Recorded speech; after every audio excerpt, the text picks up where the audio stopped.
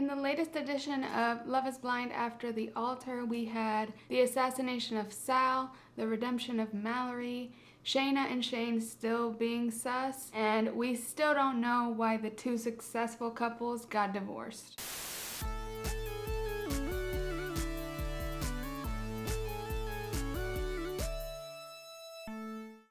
Hello and welcome back to the Miscellaneous channel where we do miscellaneous things. I'm Selene. I typically cover TV, pop culture, internet trends, and other miscellaneous things on this channel, so subscribe if that's your vibe. So today I'm finally back with another Love is Blind video. It had been a while since any Love is Blind content came out, and I'm low-key grateful, not gonna lie. I don't think I'm the only one, but I feel like Love is Blind has lost its luster for me after season 2.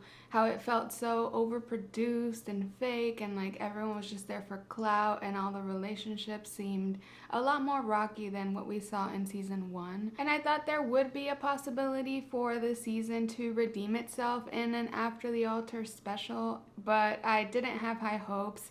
And these new episodes were a whole lot of nothing in my opinion. So let me quickly answer the question, is Love is Blind After the Altar worth watching? Season 2 has 3 episodes around 40 minutes long for the After the Altar section of it. But I definitely say these episodes are not worth watching because if you've been following Love is Blind news on social media, you know that a few weeks ago, both married couples from season 2 announced that they had gotten a divorce. Right after the announcements of their divorces came out, the trailer for After the Altar came out. I think a lot of fans, including myself, assumed the After the Altar special would showcase why these divorces happened and follow the couples through kind of up until that point. So if you were curious about finding out about their divorces, that is not covered in the After the Altar special. So I'll save you the 2 hours, and I'll be sure to tell you anything juicy or important that happened, though the tea is cold, let me tell you.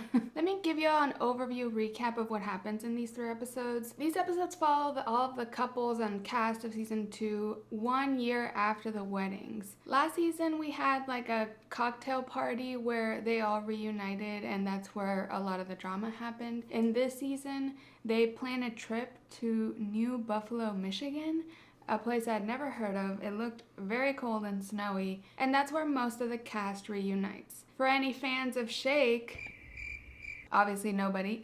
Shake was not included in this After the Altar special. He was mentioned a couple times that he wouldn't be invited to the trip, and that was it. We did not hear from him. We don't know any updates from him. I was kind of surprised by that because I would think Netflix would want the drama of like someone really problematic coming in. But I think Shake is so far towards the villain side that I think Netflix or the producers didn't want the fan hate from bringing Shake back. And Shayne, one of the more controversial cast members, he was in it, but he didn't participate in the trip they went on.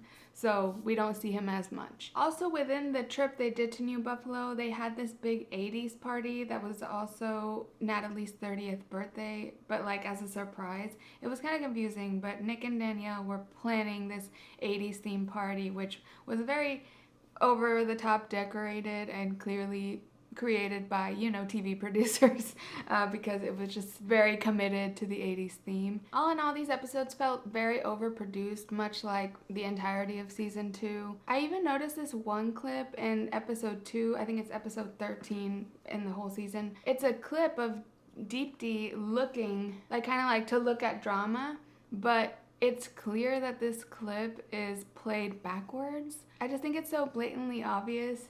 And also like their interviews were done on a full green screen room, but the background that they put for the green screen was just like this hipster, rustic, warehousey, trendy thing. I'll show a picture and I think you'll get the vibe. The cast looked like they would be floating in this space because it's a green screen, and it's just like you could make a setup like this pretty affordably without a green screen that looks real. And it was just kind of things like that where it's just like you see all of the smoke and mirrors that these producers are trying to make, and it's like, who are you trying to fool? There were 2 moments in particular in these episodes where someone spoke their truth, and I'll get to what those were. I think one of them was sort of juicy, but the other one wasn't, and it just felt like making something out of nothing. Also, they kept playing like suspenseful or dramatic music when people were just like living their life, trying to trick us into thinking like someone was upset,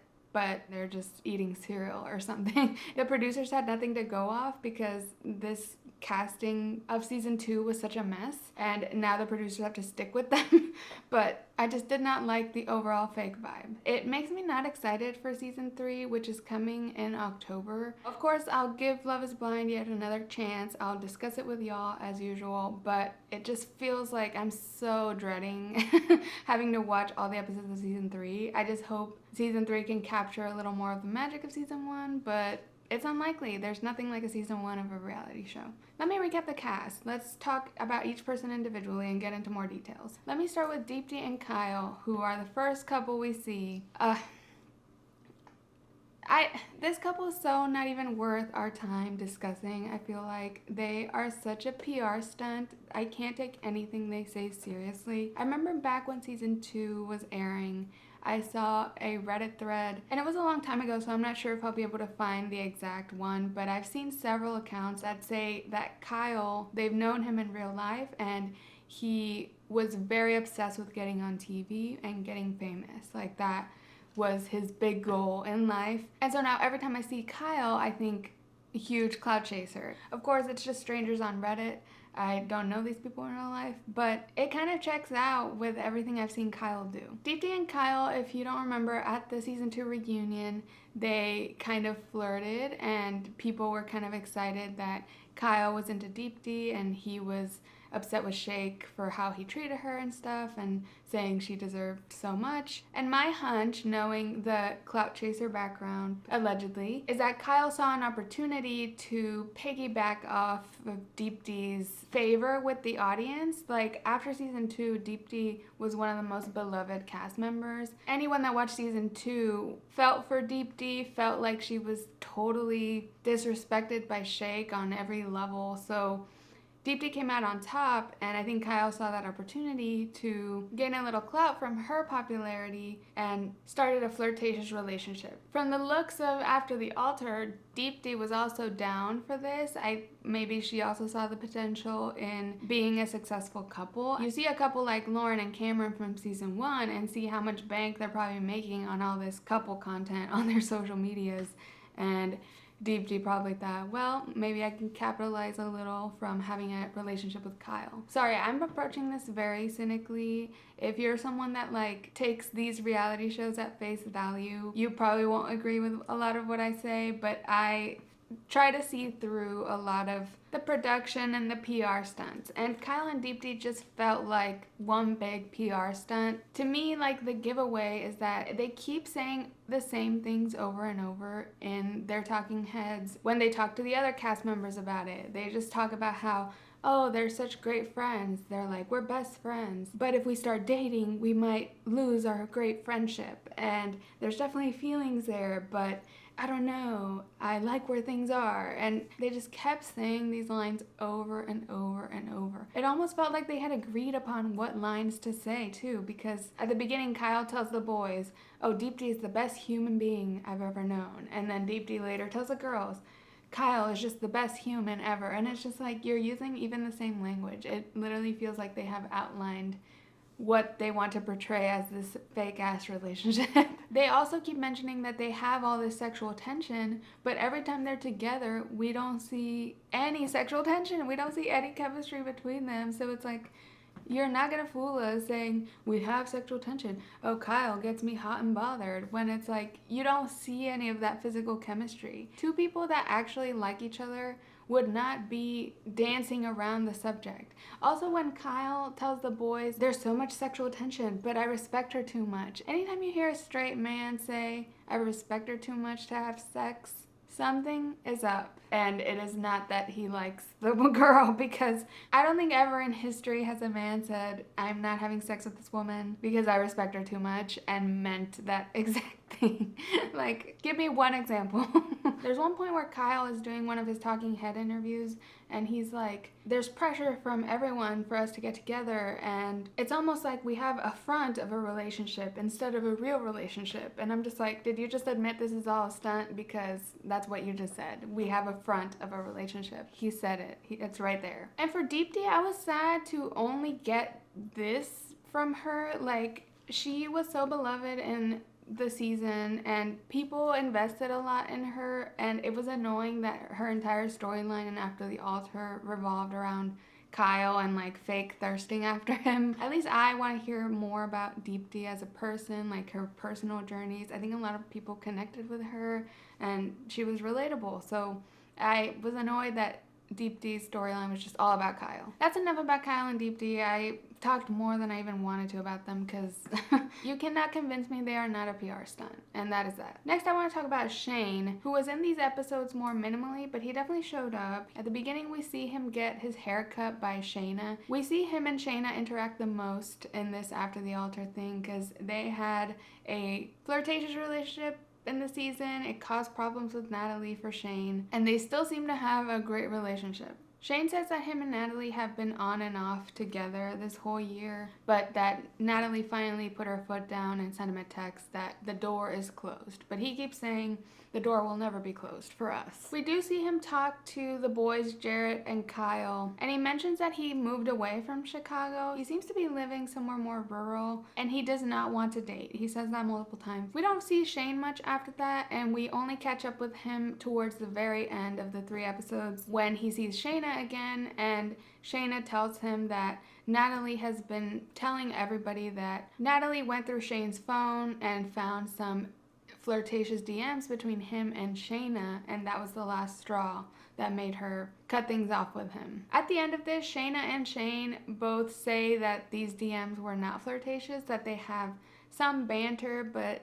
it was never sexual. They've never been in a room alone together, and they deny Natalie's claims that these DMs exist, basically. So it has become a bit of a he said, she said situation between Shayne and Natalie, where Shayne denies there's flirtatious DMs with Shaina, while Natalie insists that the DMs were inappropriate and that made her leave Shayne. I think fans of Love is Blind really trust Natalie. She kind of gives like coworker energy to me. Like she's someone I would work with.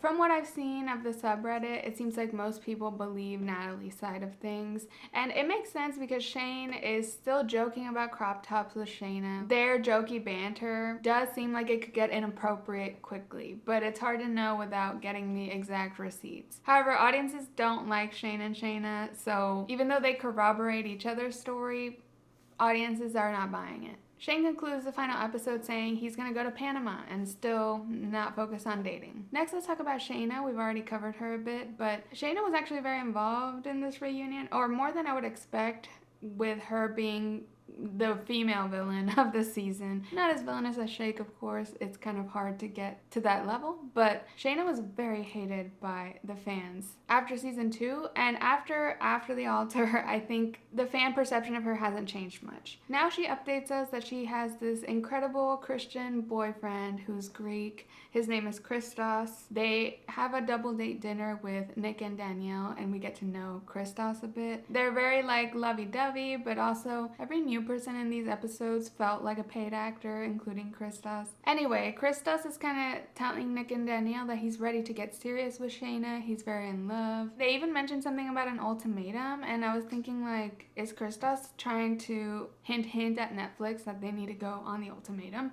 so that he can get famous too? To be determined if we're gonna see them on Ultimatum season 3. Something I hate about Shaina though is that you're not ready for what I'm about to say. It's not why everyone else hates her. I hate that she looks like Lady Gaga. Because if y'all don't know, Lady Gaga's like my idol, my hero. She's right there, Chromatica right there. And there are times where Shayna's talking and I'm just like, oh, she reminds me of Gaga. No. I don't want one of the villains of this show looking like my idol, but here we are. This all started because she wore the Joanne hat in one of the first few episodes, and I was like, oh my god, she looks like Joanne. Also, at this double date, Nick and Danielle invite Shaina and Christos to the 80s party, which is also Natalie's surprise surprise 30th birthday party, that's when you know the jig is up. Like, in what world would someone invite Shaina, who has had a very complicated relationship with Natalie, to Natalie's birthday? Like, in real life, no one would invite your arch enemy to your birthday. I wasn't buying that Nick and Danielle were the ones to invite Shaina to the party. You know, it was just like a front to make it seem organic that they showed up. Once the actual party comes around, Shaina arrives pretty late. It seems like Shaina and Christos arrive, and they announce that they got engaged the night before. How convenient is that? I think Christos has a bit of clout chasing, or he was enjoying the attention, and it did feel like trying to make a big announcement to have a moment, have some screen time. I do have a theory that anyone who proposes on Love is Blind gets like a proposal bonus because the amount people are trying to almost propose in the show, it feels like there is some extra incentives there. But Shaina and Christos only stay like 5 seconds at the party because they hear about Natalie spreading this information about these alleged DMs that were inappropriate. And the thing that was inappropriate about the DMs is that Shaina was already dating Christos when she was DMing Shayne inappropriate things. So Natalie is kind of spreading these, rumors at this point. We don't have full proof, even though people believe Natalie. But Shayne is just mad about this, and she denies all the claims, and they end up leaving kind of prematurely. At the end, like I said, she talks to Shayne to let him know that Natalie is saying these things, and Shayne is like, she probably is spreading those rumors because she's trying to steal my thunder for my engagement. And it's like, this is Natalie's birthday party, not your got engaged party. Like, even if Shayne and Shaina are being for real and they didn't have like inappropriate messages, like, they just don't help their cases by being so vapid and like obnoxious. Like, obviously she's not trying to steal your engagement thunder at her own birthday. That's not even, there's so many layers of fakeness that I can't keep up. And then Shayne and Shaina end their moment by taking a photo together to put on Instagram to stir the pot.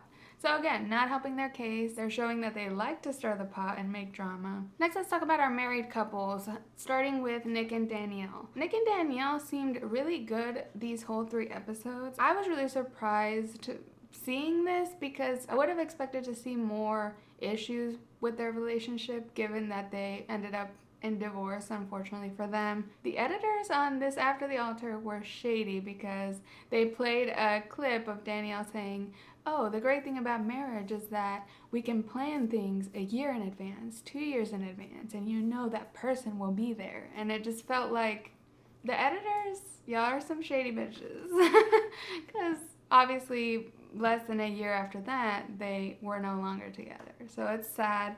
But they talk about how much fun they've had. They're like the party people because they set that up in the original season. So they're the ones planning this new Buffalo trip and this 80s party, though I'm sure it's mostly Netflix producers. Nick also clears the air saying that he does love theme parties because I think originally he was shocked about Danielle's costumes and like thought they were stupid, but he was like, I actually love theme parties. I just didn't do costumes before. We see Danielle's family and how they get along well with Nick. They talk about how all of their tables are still alive and not broken. An update we were all dying to hear about. Those are the juicy updates we waited months and months for, isn't it? Because in the original season, Danielle broke some of her tables while partying and Nick was like appalled or whatever. It's like, cool. They also seemed happy at the party. They seemed stable. The only issue we saw was towards the end when Danielle blindfolded Nick and fed him sushi, and he hates sushi. He's like a very picky guy, and she was feeding him sushi and he was like very upset by it. That was the one red flag. People are joking online that they divorced because she fed him sushi, because that's all we have to go from. There's one point where Danielle calls their fridge your fridge about Nick. So they're talking about their soy sauce and Danielle's like, yes, this is the soy sauce you like. I got it out of your fridge. Those are the only subtle hints we have to go off of that like maybe they weren't in as great a place as they portrayed because she didn't call it our fridge. So maybe suggesting she doesn't live there, but we are grasping at straws here with them because they did seem very happy and stable,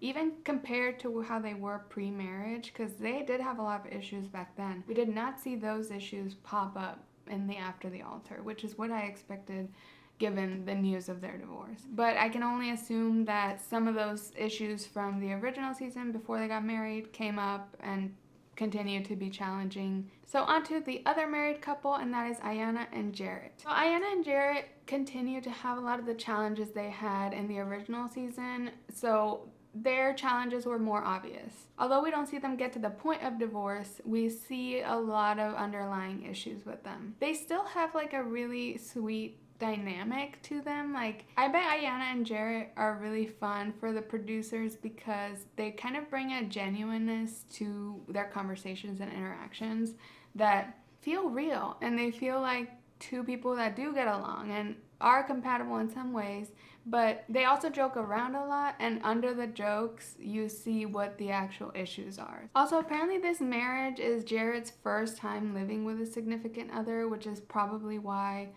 he has all these issues too. It's like, that's the danger of not living with someone until you're married. You can run into problems you didn't know about before getting married, and then you have to get a divorce. So Iyanna's clearly very close with Natalie, and she throughout the episodes talks to her about the issue she has with Jarrette. It seems to be just one major issue, and it's the same one from before, that Jarrette parties too hard, too late into the night, overindulges on alcohol. It's not just like he goes out once or twice a week on the weekend or whatever. It's like a consistent, intense partying. They just keep having the same conversation and the behavior does not change, to the point where Iyanna actually moves out and doesn't feel like he's her husband at this point. For them, it's kind of clear why it ended up in divorce. Jarrette admits to the boys that he is struggling with marriage. He is self-aware of his issues, but he doesn't put any actions behind them. It's unfortunate because he does seem willing to change.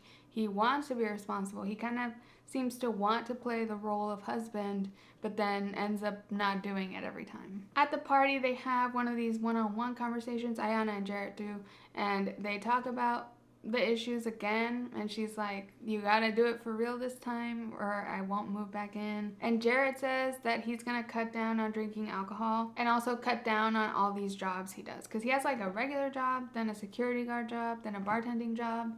So it's just a lot. It's like he's working all of the time and then partying after. But yeah, they just have a lot of compatibility issues. He's clearly very extroverted, she's introverted. Also, when they go to like a wine tour, he gets very touchy-feely when he gets tipsy, and she hates saliva and hates the touchy-feeliness. Eventually, they go to dinner with both of their families. It ended up feeling like an intervention for Jarrette because the families just piled on and were like, you better get your act together. The MVP of this moment was clearly Iyanna's mom. She was one of the best characters. I don't want to say characters, these are real people. She was just one of my favorite people that showed up in these episodes, and she even took Jarrette aside and was like, I get these phone calls from her where she's devastated that you're not coming home, and I don't want another one of those phone calls. And she just, honestly, the way she approached confrontation, because when they were at dinner, she cut right to the chase and was like, let's talk about that she moved out and your issues.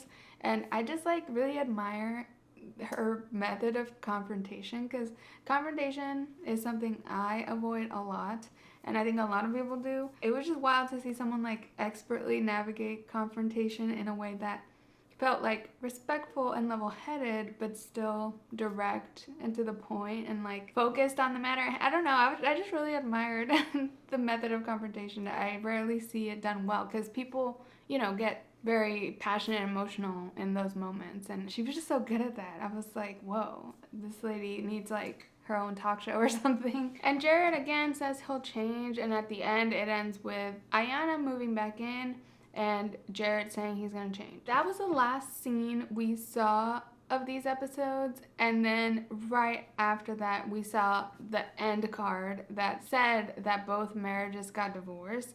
So it was like a really intense whiplash to see Iyanna and Jarrette like, yay, we're working it out, she moved back in, and then never mind, they got divorced. Next, let's talk about Natalie. There wasn't too much.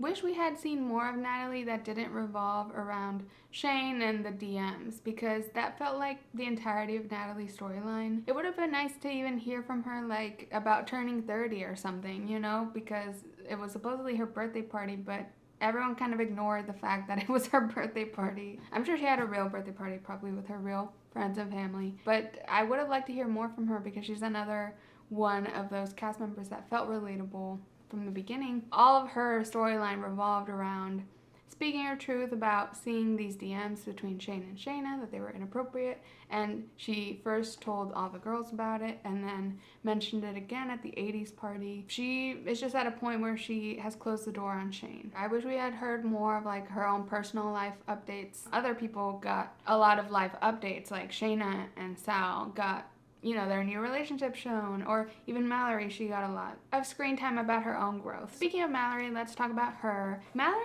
got really redeemed in these episodes. I was shocked when I saw the reaction of the fans on the subreddit to Mallory and Sal. We'll get to Sal in a sec. Mallory starts off the special saying she's single, ready to mingle. She doesn't really keep in touch with Sal, but they're cordial. And in the first episode, she was spinning it like she was hurt that she was rejected by Sal at the altar. But from what I remember of season 2, Mallory was not that invested in her relationship with Sal. There seemed to be no passion or emotion there. And it felt like Sal saying no at the altar was just letting Mallory not have to make the decision. I think Sal knew it would be a no from Mallory, and he just beat her to the punch about it. I really don't think there was any world where if Sal had said yes, Mallory would have said yes too. So it did feel like at first Mallory was spinning this narrative that was different from before, that she was rejected at the altar and felt emotional about it. And it's just kind of like, but were you sad though? She had way more chemistry with Jarrette when we saw their little conversation, so I was not buying that. However, Mallory did grow on me these episodes, because after season 2, public perception of Mallory was not great. She kind of felt robotic and cold, and Sal came off as a good guy that was trying so hard with her, and Mallory was like, go girl, give us nothing. However, once the group got to New Buffalo, Michigan on their trip and the 80s party, Mallory started looking a lot more chill and cool. So Sal is the last to arrive to the 80s party, and he brings his new girlfriend, Jessi. This felt like one of the most produced things, aside from Deepti and Kyle. When Sal and Jessi arrive, Mallory goes up to them, hugs them, says hi, nice to see you, is perfectly polite and cordial, but the show put this dramatic reality TV fight music just under that footage and made it seem like a dramatic moment, but I was just not buying it. Like, Mallory, first of all, like I said, didn't seem that invested in her relationship with Sal in the first place. And second, seems like a very mature lady that moved on from it a year later. This whole party, Mallory was just hanging out with around the counter, in the kitchen, in the living room, being at a party, standing around, and they were just putting dramatic music under her, and it was driving me insane, because it was like, there is no drama happening here. You're just trying to make it a thing with the music, but like, Mallory's just a girl living her life at this party, like being normal. So I really feel like Mallory is the producer's least favorite, because she seems like one of the most like regular people that's on the show, like someone I would know in real life. She's not the type of personality that's like letting it all hang out on reality TV. Like, I think she's approaching this show the way like a more regular person would, where you would be like tentative and reserved with a bunch of cameras around, knowing like the world is watching and stuff. It's hard to describe, but I just feel like Mallory is not a producer's contestant. They're not contestants. She doesn't explode when she drinks. She doesn't make a face when Sal walks by. So they just like add this dramatic music to pretend like she is making a stink about Sal being there when she's not doing anything. I was really frustrated with Mallory's edit. It felt over dramatized and just not accurate to what we were seeing on screen. She does say in interviews that it's sure a little uncomfortable to get to know your ex's new girlfriend and that she doesn't feel the need to get to know her. And I think that's all very normal and real. There's one point where oh my god, they're going on that ride through the snow to get to the wine tour. It looks so miserable. They were freezing. Like, I can't imagine how cold it was because they looked frozen. The group is trying to ask Jessi questions about herself, and Mallory is like looking uncomfortable, and I'm just like, they're freezing. Like, of course she looks uncomfortable. Like, I feel like the producers,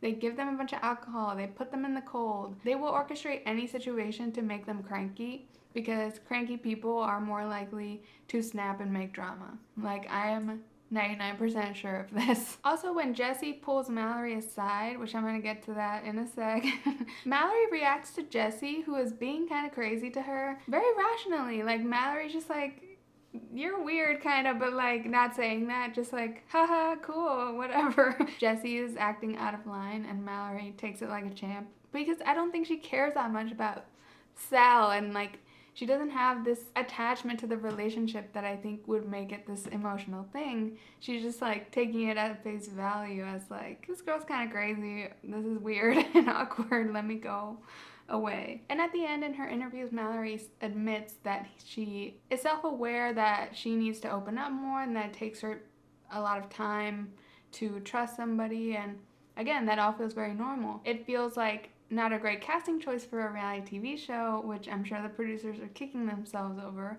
but Mallory in general came off as very rational and normal. It's interesting to see the fandom has done a complete 180 on Mallory and now see her as this like rational, normal, and relatable person. It was nice to see her redeemed. She seems like a nice lady. I think she's just like not the type of personality that is good for reality TV. Like, you need some unhingedness to be good on reality TV. So finally, let's talk about Sal, who, as much as Mallory was redeemed, Sal was torn down by the fandom. He is the last to come into the 80s party, and he brings his new girlfriend Jessi, as I mentioned. I didn't have that strong of feelings towards Jessi and Sal. I mean, I had thoughts about Jessi, but I didn't feel particular hatred or passion against Jessi. And then I saw the subreddit.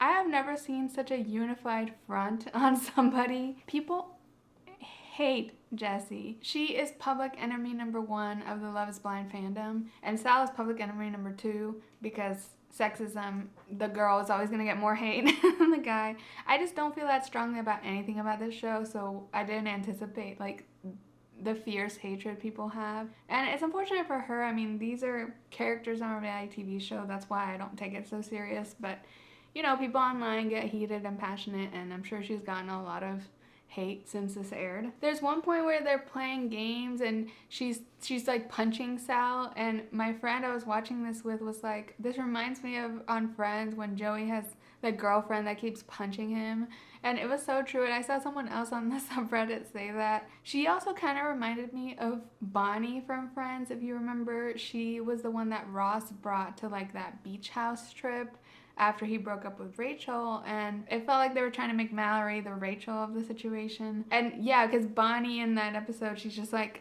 crazy and like wants to take all her clothes off and like very sexual. And Jessi was similar. She wore a very revealing outfit to the 80s party that wasn't very 80s, and a lot of people are dragging her for that online. The reason she reminds me of these Friends characters is because she in general felt like a sitcom character. Like, it felt like she was a paid actress to play the revenge rebound girlfriend to bring to the party. I did feel like she was trying to steal the show, and like she was trying to get some fame out of this. Apparently, according to people on the subreddit, she does have an OnlyFans, and that kind of makes her outfit make more sense because she is promoting sexualized content online. That's the clout she was looking for potentially in this. And no shame in having an OnlyFans. It's just like, I felt like there was some self-promotion intentions with her being here, and it looks like that's what it was for. I honestly thought she looked good in the outfit. A lot of people are hating because it wasn't appropriate, it was too much, and I'm like,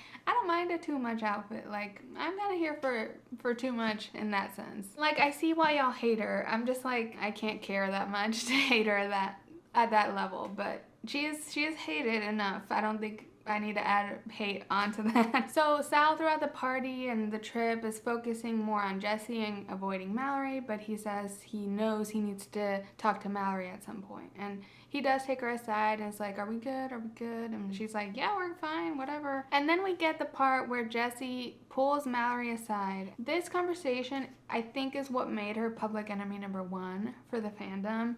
And it is where Jessi's like, I was never worried about y'all, trust me. Like, you were never a threat. I think this was the result of alcohol and Jessi trying to make screen time for herself. It was shady, it was rude, and uncalled for. Mallory came out looking very classy and Jessi very tacky. She is getting her punishment. So that's why I'm like, there's not much I can say here. She's getting punished, not necessarily accordingly. Punished probably a little too much, but that's a reality TV game. Also, the part that was really disrespectful too was Sal saying that Mallory puts up so many walls and he's noticing her at this party put up her walls again and that she needs to grow out of that. And that was fucked up that Sal was saying something like that Mallory needs to grow. It's like, Mallory grew, like, she's chilling and being cordial. Like, what else do you want from her? Oh, and then at the end, Sal's trying to speak his truth as well, like Natalie did, and say that one time when he was dating Mallory, they were supposed to shop together and she ghosted him or ditched him, and then later came home drunk and he saw her in a car with a guy. Not with him, like, kissing or touching or anything, just with a guy in a car, getting dropped off, I guess, really late at night. At the very end of the special, they asked Mallory for her side of the story on this, and she says it was just a friend of hers that she hadn't seen in a while, and he's a guy friend, but nothing went on there. And also that she didn't ditch him for shopping or whatever. So it's, again, another he said, she said thing. I think in this case, the fans are gonna believe Mallory more than Sal. Sal looks a fool. All in all, in the end, that's it. That was the After the Altar special. I don't know, I'm over this season. I did not want to cover this, to be honest. Or I didn't want to watch it. It's not that I didn't want to cover it. It's like, once I watch it, okay, I'll discuss it with y'all. But I was dreading watching it because I was like, I bet nothing's gonna happen. And it's true, nothing happened. And what was keeping me curious was seeing any of the information around their divorce, unfortunately, because that's such recent news. Alas, it was just a title card at the end that was very anticlimactic and contradictory of where we left off all the couples. Those are my thoughts on After the Altar and some of your thoughts that I've seen out there online. I would love to hear what you thought of season 2 of Love is Blind and this After the Altar special. Remember, this is reality TV. Like, these are edited versions of real people. Like, I don't know, just don't take it so serious. You can tell how produced it is. Please like this video and subscribe to my channel if you enjoyed. I put out new videos once or twice a week about TV, pop culture, internet trends, and other miscellaneous things. You can follow me at Miscellaneous on Instagram or Twitter to find out about new videos, or just turn on the bell notification here on YouTube. Thanks so much for watching. I'll catch you in the next one. Bye!